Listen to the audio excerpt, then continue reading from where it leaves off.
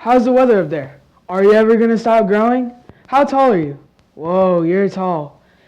Just imagine hearing that 24/7. Isn't that kind of annoying?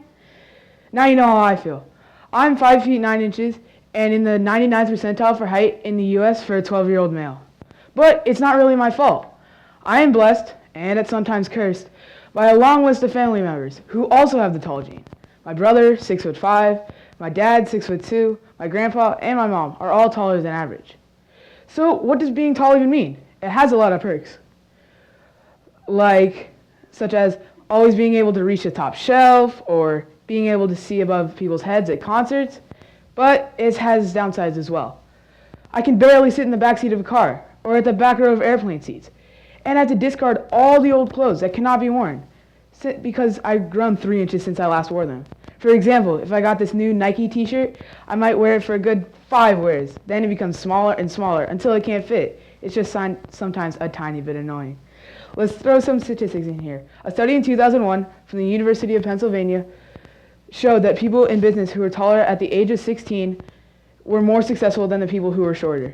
I quote the experimenters.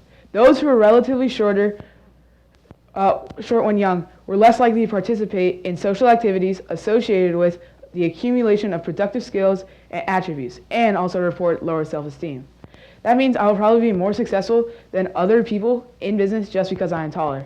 Also, in the latest study on Australia, they found that being at least 6 feet tall raises annual income nearly $1,000 compared to people just 2 inches shorter. To put that into context, a taller person can buy 160 more Chipotle chicken burritos every year than the shorter person.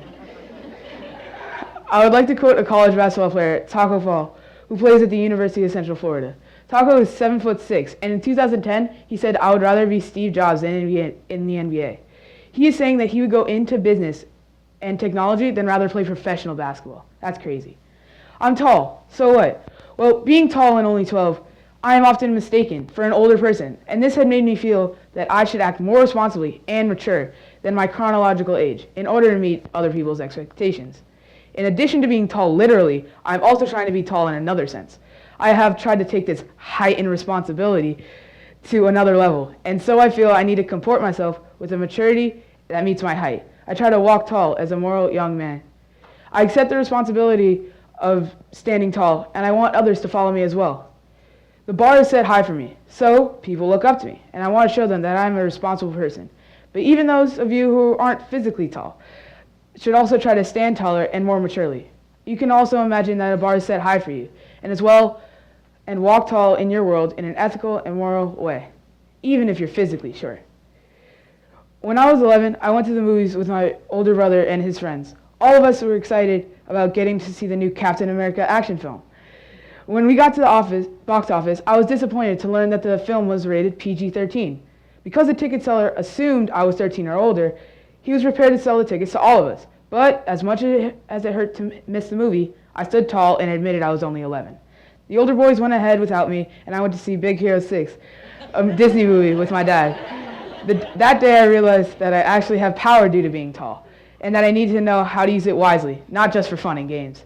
As Spider-Man once said, "With great power comes great responsibility." I feel like that should be my slogan for life. I enjoy great power from being tall, but I need to take that responsibility seriously. Also in the novel To Kill a Mockingbird by Harper Lee, a boy named Chuck Little is in class with the two main characters, Scout and Jem. During the class, a bully named Burris Yule, son of the town drunk, disrespects the teacher, Miss Caroline, by calling her some offensive slurs.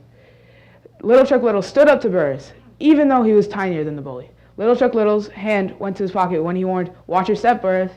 Burris backed off. Although Chuck Little was short in stature, he stood tall when it came to courage. I want to conclude by saying this. Taller people may be perceived as older due to their looks, but that does not mean they're always mature personality-wise. Being tall physically is an advantage in life, but is not nearly as important as standing tall when it comes to being a responsible person. Finally, here's my message to all the short, average height, and tall people out there.